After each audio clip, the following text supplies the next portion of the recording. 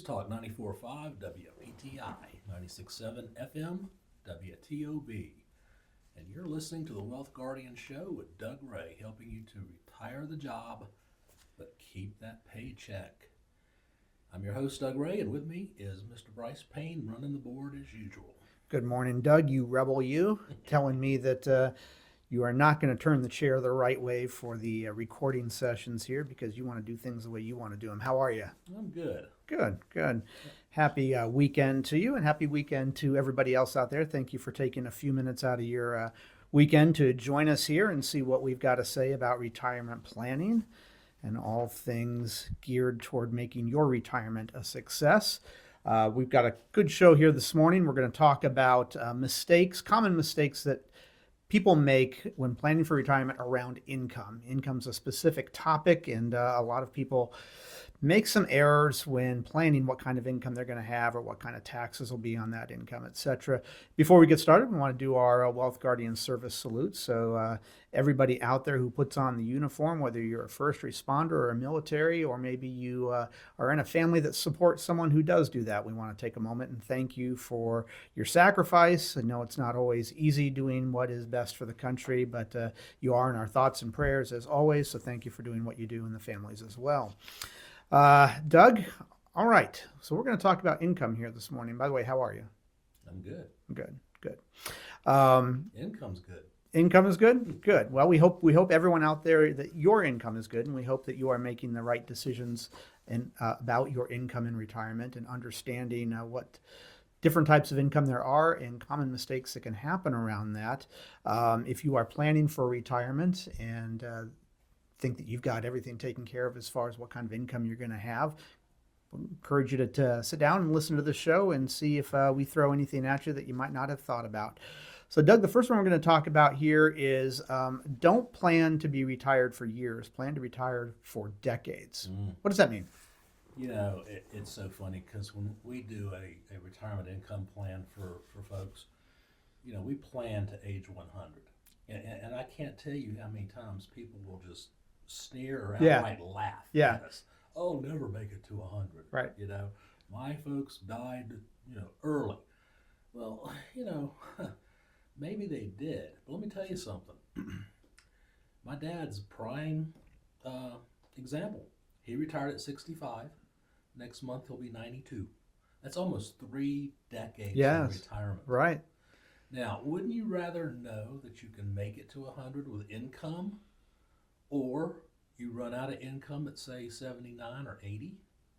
That's an important topic. Oh, absolutely it is. You know, when we sit down with somebody and help them plan out their retirement, there are certain things, it's all about putting numbers into a system, right? Mm-hmm. And there's certain numbers that we know, like how old you are now, what kind of amount, what amount you're going to get in Social Security, what kind of assets you have right now, what your expenses are. Those are knowns. Mm-hmm. Then there are some unknowns that we have to make some educated guesses on. What is the rate of inflation going to be? What is your average rate of return going to be on your investments? What is the average COLA, cost of living adjustment on Social Security, going to be? We always try to err on the conservative side. Absolutely. With all of those numbers. If we know that the 75-year average COLA for Social Security is 2.75, maybe we back that off a bit to say 2.5, just to err on the conservative side. Yep. Well, talking about somebody's life expectancy, how long are they going to live? If we say you're going to live to 100 when maybe you're only going to live to 90, that's erring on the conservative side. It sounds like it's not, but it is actually, because you are going to assume the worst case scenario for how long your money has to last you, if you look at it this worst case scenario way. But if we said, hey, your money only has to last you 10 years because you know you're going to pass away at age 75, that's an easy assumption to make. But we could very well be wrong, right? Yeah. So, and wrong on the wrong side of it. Yeah, and in our business, we're looking at statistics all the time. And one big important statistic is this, and Duke University did this research probably 10 years ago. And basically it says this: if you're a healthy married couple age 65, mm-hmm. you have a 75% chance of one of you at least making it into your 90s. Yeah. So those are pretty good odds. Yeah. So again, so it says don't plan for for you to be retired for years. Plan for you to be retired for decades. That means your money doesn't have to last you only 5, 6, 10 years. Your money might need to well last you, in your dad's case, Doug, 30, 35 years. Absolutely. And that can put a strain on the account. So you have to make sure that you are accurately planning for how long your money has to last you. If you are just tuning in, you're listening to the Wealth Guardian Show with Doug Ray. I'm Brice Payne in the studio with Doug Ray. And this morning we are talking about income planning mistakes that retirees tend to make. So we just talked about underestimating how long your money has to last you. And the next one we want to talk about is Social Security. That's another form of income. Mm-hmm. And you don't generally get a do-over when it comes to Social Security. Once you've filed for Social Security, you can unfile in the first 365 days. But to do that means you have to pay back everything that Social Security Administration gave you as far as the checks goes. That's not something a lot of people want to do or can do. So really, once you file for Social Security, you're kind of locked into that. And you definitely are after 365 days.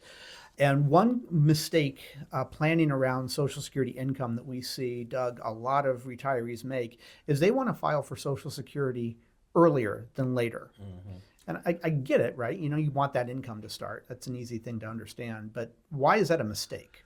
Can be a mistake. So many different ways it can be a mistake. Number one, some people are scared to death that they're not going to get their Social Security. So they say, let's file at 62 as soon as we can so we can get something out of it. Please don't think that way.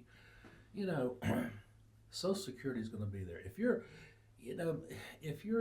60, even 55 at this point in time, Social Security is pretty much going to be there for you, pretty much the way it is now.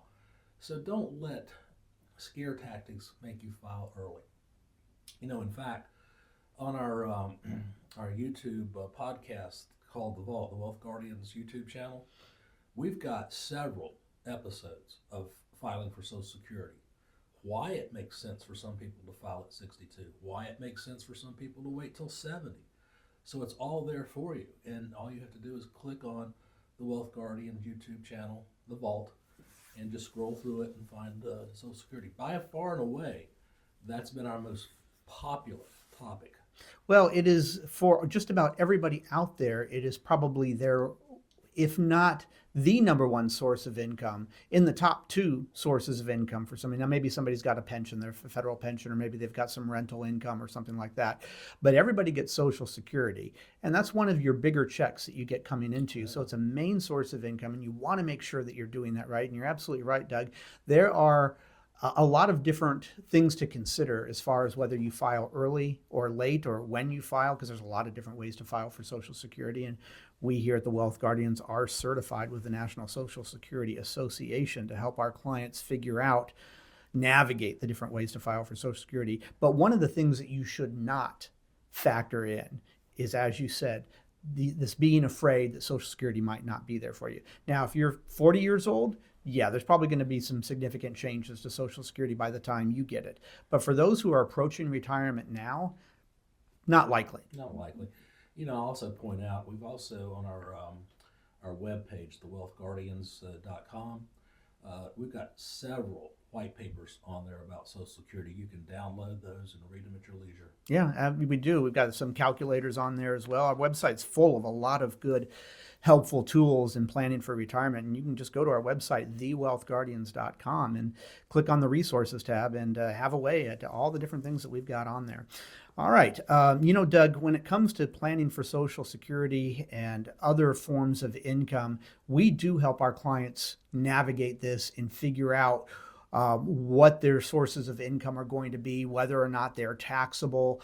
Is it going to last forever? Is it something that factors in inflation? Like Social Security goes up with inflation, but not all sources of income do. And a lot of the people who sit down with us learn something. Mm-hmm. They will say to us at some point during the planning process, I wasn't aware of this. I didn't think of that. Wow, I'm glad I sat down with you guys.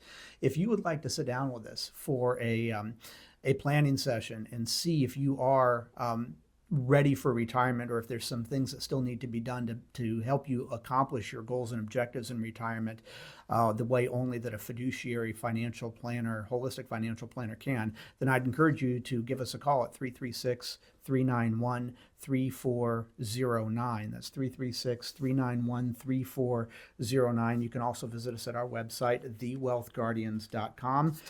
There is no cost or obligation to sit down with us, and other than your gas and your time for getting over to our office. But I assure you that when all is said and done, it will have been worth your while. That's basically the feedback that we get 100% of the time, is I'm so glad that I went ahead and did this. We do have to go ahead and take a break here. Doug, I don't know where the time goes. Seems like this segment just went by so fast here. So we're going to take a break, and we're going to come back on the other side of the break. But before we do that, we've got a trivia question for Doug, as we always do. And Doug, what's the main topic that we usually do our trivia questions on? A lot of different things, and I see you got a book of trivia, so. American history is generally, oftentimes, what we do our trivia on, and so here we go. American history. Here is the question, Doug. Who was the only president to get married in the White House? Was it Martin Van Buren, Grover Cleveland, James Garfield, or Warren G. Harding? Oh, my. All right. Well, stick around on the other side of this break to see if we stump Doug with that trivia question. This is Brice Payne. With me is Doug Ray, and the show is The Wealth Guardians, helping you retire the job and keep the paycheck. And this is News Talk 94.5 WPTI. And this is 96.7 FM WTOB. News Talk 94.5 WPTI. 96.7 FM WTOB. Welcome back to the Wealth Guardian Show, where we help you retire the job and keep the paycheck. I'm Brice Payne in the Wealth Guardian studio this morning with Doug Ray. And in this second segment, we're going to continue our conversation around income planning mistakes that we see happen far too often as holistic financial planners. Now, we left you with a trivia question, and we're going to see if we stumped Doug here. But before we get to the answer to that, I've got two questions for you. Are you planning to retire in the next couple of years? And have you met with a retirement income certified professional who is a fiduciary? If not, then I want to invite you to take us up on a complimentary review of your current situation. As certified retirement planning specialists, we'll put together a customized written plan with strategies for portfolio allocation, income distribution, Social Security filing, and tax efficiency, with the additional benefit of often reducing both the risk and the fees of your current plan. So if you've put aside at least $400,000 and you want to take us up on this no-cost, no-obligation review, give us a call at 336-391-3409. That's 336-391-3409. Or go to thewealthguardians.com. That's thewealthguardians.com to learn more. Let us show you in black and white how to retire the job and keep the paycheck. Okay, let's go ahead and get to that trivia question. Doug? You've had some time to think about it. Here's the question. Who was the only president to get married in the White House? Was it Martin Van Buren, Grover Cleveland, James Garfield, or Warren G. Harding? Well, when you asked me that question, closing out the first half, who I had in mind is none of those names. Oh, well then. This is a guess. Okay, all right. I'm going to say Grover Cleveland. How about that? You absolutely got it right. Grover Cleveland. And did you know he is also the face on the $1,000 bill? Gosh, I hadn't seen one of those in forever. He is also the face on the $1,000 bill. And what's the other interesting fact about that's unique to him as a president, besides getting married in the White House? No idea. He's the only president to have served 2 non-consecutive terms. Oh, okay. Nobody else has done that to date, but we'll see if that changes here in the next couple of Andrew months. Jackson do that? Nope. He didn't? Nope. Okay. All right. So let's continue our conversation here about common income planning mistakes that we see retirees make. In the first segment, we talked about underestimating how long your money will need to last you, and filing for Social Security too early, because it does grow at 8% a year every year that you don't file for it up until age 70. So if you file for it too early, you're giving up on a lot of potential compounding interest there. The next one we want to talk about is don't assume that bonds will be your main source for retirement income. You know, a lot of people, Doug, put bonds in their portfolio, understandably, because they don't want to have the full volatility of the market, and having bonds in your portfolio is one way of dampening the volatility of your portfolio. But why wouldn't you want to assume, why don't you want to assume that bonds would be your main source of income in retirement? Well, we went through a period of time where bond prices were sky high and the interest off of them were just in the gutter. I mean, you could get this was like 3 or 4 years ago, a 10-year treasury was barely paying 1%. Now I think it's about 4.5%. That's probably not enough income. The ancients talk about a time when a 10-year treasury was paying 6 and 7%. And I remember those days. Yeah. But they don't do that anymore. There are alternatives to that. I mean, right now, you can get a 5-year, multi-year guaranteed annuity paying over 6%.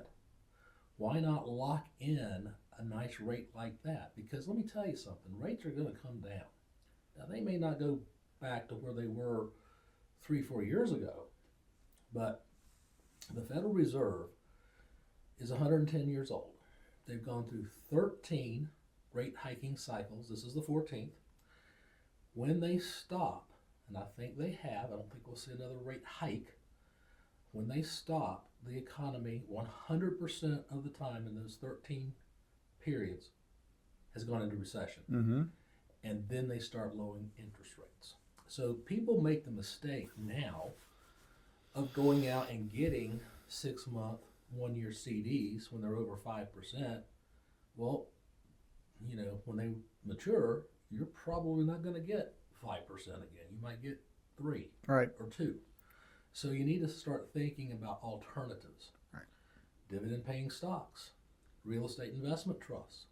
Those are income producing assets that could fit nicely in your portfolio, well balanced. Yeah, absolutely. You want to have some forms of income in your portfolio, obviously, and bonds just are not all right now, and have not been for the last 15 years or so, what they used to be. And a lot of people don't realize that. They think, oh, well, a bond is a bond. It's a good source of income. Well, no, there's the right environment for bonds, and then there's the wrong environment for bonds. And we have been in not the ideal environment for bonds for quite a while, if your goal is to have income being generated from them. All right, if you are just tuning in, you're listening to the Wealth Guardian Show with Doug Ray. I'm Brice Payne in the studio, and in the second segment, we're continuing our conversation around common income planning mistakes that we see retirees make. The next one we want to talk about, Doug, is ignoring inflation. How would that have an impact on income? Well, I think everybody right now understands that inflation is a major impact on their lifestyle. I mean, my wife said to me not too many weeks ago, she said, I went to the grocery store and I spent as much now as I used to spend for a Thanksgiving week. And we have a big Thanksgiving at our household. All the family comes in. That just tells me that inflation has just gone crazy over the last several years. Will it stay this high? Probably not. Hopefully not.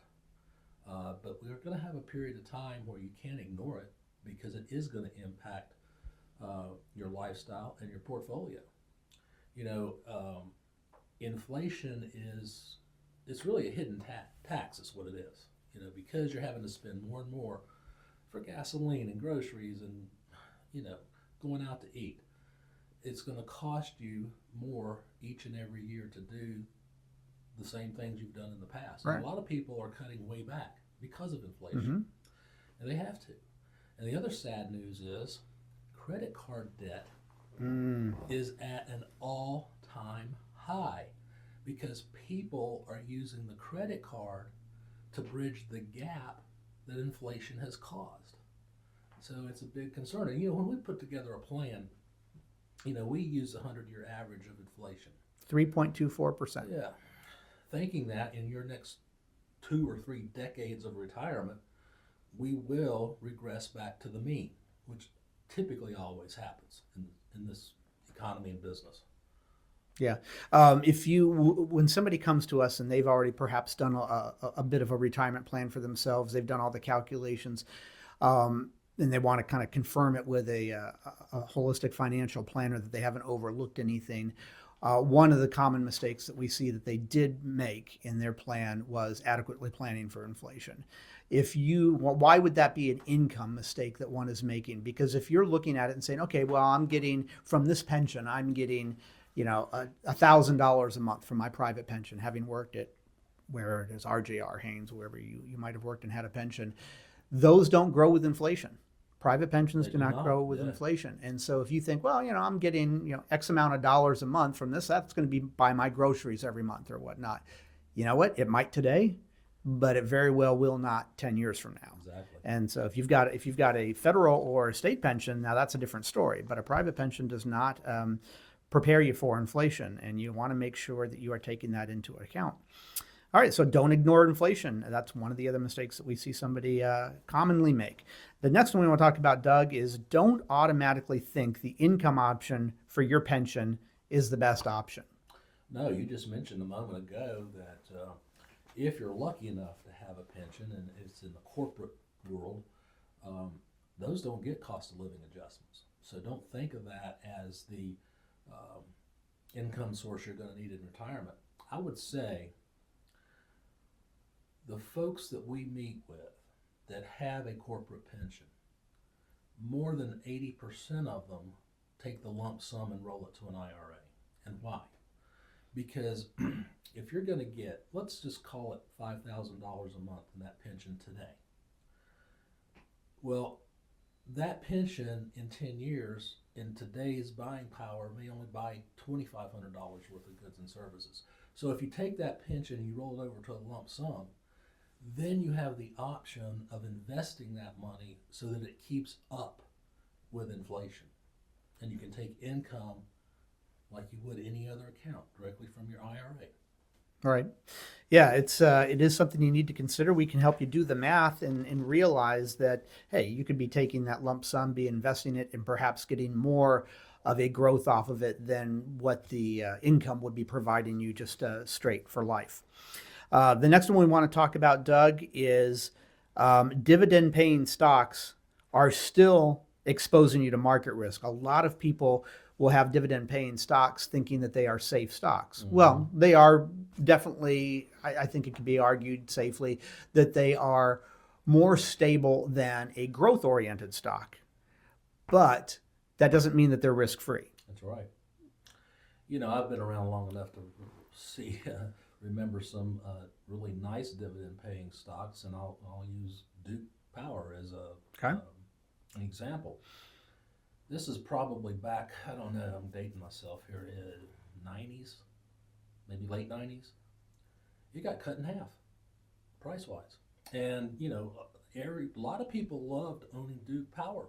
It's easy. You can even buy it through your electric bill. Mm-hmm. And, it got cut in half, and then it was paying a 12% dividend, which was really nice. Yeah, huge. And, of course, it came back over time. But just don't assume because you got a really blue chip dividend paying company out there that it can't get into trouble, because they all can. They all can, right? And generally what you want to do if you are in retirement or approaching retirement, you're trying to lower your risk from the market. Maybe not, obviously not getting rid of market risk altogether, but you're trying to lower it. And here's the reason why. If you're 30 or 40 years old and you're contributing to your 401k with every paycheck, your dollar cost averaging in, that market drops 40%, therefore your portfolio drops 40%. That's not the end of the world for you. You're still getting a paycheck, and that's not money that you're planning on using for another 20 years or so. But if you're planning on retiring in a couple of years and your portfolio drops 40% because the market does, that could spell some changes on what your retirement goals are going to look like and your expectations from retirement are going to look like. So people generally want to lower their exposure to the market. And a lot of times people will think, well, exposing myself to dividend stocks is therefore eliminating that market risk. No, it's really not. Like I say, it might not be as risky, volatile as growth-oriented stocks, but they are still risk there. Doug, that's you know what? We're out of time. That's a wrap. That's all the time that we have. Boy, I don't know where it goes sometimes, but unfortunately, that is all the time we have this week. We wish we could spend more of it with you, but we do want to thank you for joining us. We hope that the rest of your weekend is everything you want it to be. Give us a call if you want to sit down with us and go through a retirement plan, no cost, no obligation, and see if there's anything that we can help you out in planning for your retirement. 336-391-3409 is the way you can reach us, or go to our website, thewealthguardians.com. At any rate, the show's The Wealth Guardians with Doug Ray, helping you retire the job and keep the paycheck. I want to remind you, sound financial plans never create themselves. This is News Talk 94.5 WPTI. This is 96.7 FM WTOB.